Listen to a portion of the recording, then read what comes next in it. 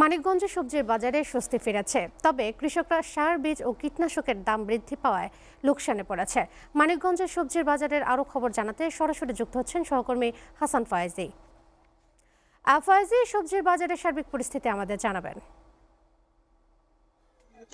হ্যাঁ, রোদেলা, আপনি যেমনটি বলছিলেন, আমি মানিকগঞ্জের সবজির বিষয়টিতে আতঙ্কের একটা সংবাদ দিয়ে শুরু করতে চাচ্ছি আপনার মাধ্যমে দর্শকদের জানাতে চাচ্ছি। সেটা হচ্ছে মানিকগঞ্জের সবজির দাম এতটাই কমে গেছে, কৃষকরা কিন্তু ক্ষোভের সাথে প্রতিবাদ স্বরূপ তারা সবজি ক্ষেত্রে পরিষ্কার করার জন্য কিন্তু সেটা কিন্তু ফুলকপি, পাতাকপি কিন্তু কেটে ফেলে দিচ্ছে, তারা কিন্তু বাজারেও আনছেন না, এরকম পরিস্থিতি বিরাজ করছে। আর এতে এক কৃষক গত সপ্তাহে সেই ফুলকপি তারা বাজারে বিক্রি না করে তার গবাদি পশুকে খাওয়াচ্ছিল, সেই গবাদি পশু কিন্তু একটি মারা গিয়েছে বিষক্রিয়া হয়ে।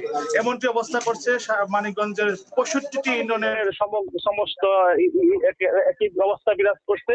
এখানে সবজির সরবরাহটা বেড়ে যাওয়াতে একদম পরে গিয়েছে, যার জন্য কৃষকদের কিন্তু উৎপাদন সহজে কিন্তু উঠছে না। এতে কিন্তু কৃষকরা প্রচন্ড ক্ষোভ প্রকাশ করছে। আর কৃষি বিভাগ থেকে আমি কথা বলছি, তারা বলেছে যারা মানিকগঞ্জে আগাম শীতকালীন সবজি চাষ করেছে তাদের কিন্তু লাভবান হয়েছে, তারা ভালো দাম পেয়েছে।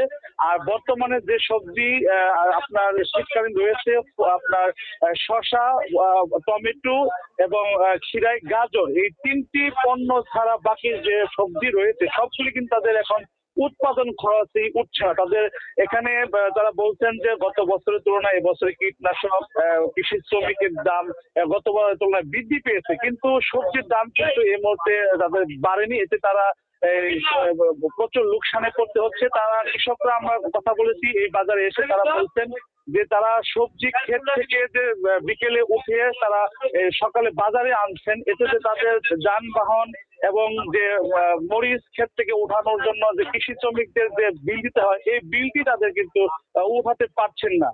তারা, আর কৃষি বিভাগ বলছেন যে তারা আগামী বছর যাতে আগাম শীতকালীন চাষ আরো বাড়িয়ে দেওয়া হয় এবং এই জন্য তারা পরামর্শ দিচ্ছেন। আর বর্তমানে কৃষকদের বলছেন যে আর এক সপ্তাহ পরে কিন্তু সবজির দাম তুলনামূলক একটু বাড়বে বলে এমনটাই আশা করছেন কৃষি বিভাগ, কিন্তু সবজির দাম কমে যাওয়াতে কৃষকের ব্যাপক লোকসান হচ্ছে, এটা তারা চাচ্ছেন না। এই ছিল মানিকগঞ্জের সবজির বাজারের সর্বশেষ খবর।